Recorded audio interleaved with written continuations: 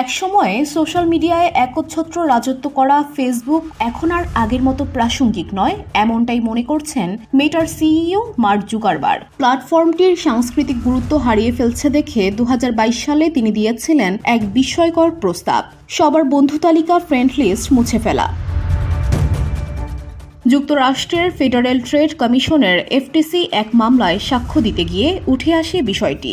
মামলায় অভিযোগ করা হয়, ইনস্টাগ্রাম ও হোয়াটসঅ্যাপ কিনে মেটা একচেটিয়া আধিপত্য তৈরি করেছে।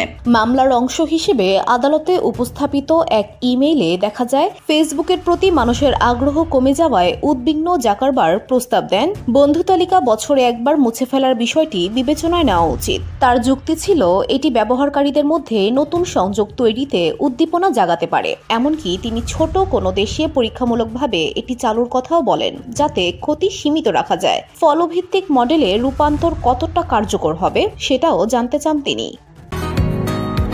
বসুন্ধরা, উত্তরা, বনশ্রী, কুড়িল ও বাড্ডা সহ রাজধানীর বিভিন্ন স্থানে অভিজাত ও অত্যাধুনিক মানের ফ্ল্যাট কেনার এক নির্ভরযোগ্য প্রতিষ্ঠান প্লেজেন্ট প্রপার্টিজ লিমিটেড।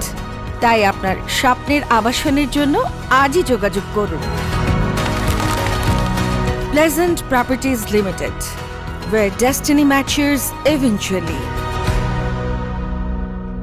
জাকারবার্গ আদালতে বলেন, মেটার 3.3 বিলিয়ন ব্যবহারকারী থাকার পেছনে অন্যতম কারণ হল উপযুক্ত বিকল্পের অভাব। যদিও শেষ পর্যন্ত বন্ধু তালিকা মুছে ফেলার উদ্যোগ নেওয়া হয়নি, তবে ব্যবহারকারীদের কাছের মানুষদের সঙ্গে সংযোগ পুনর্গঠনের লক্ষ্যে মেটা বর্তমানে নতুন পথ নিচ্ছে।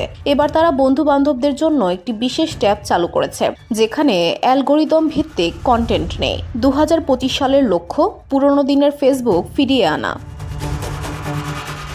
VOD Bangla news desk.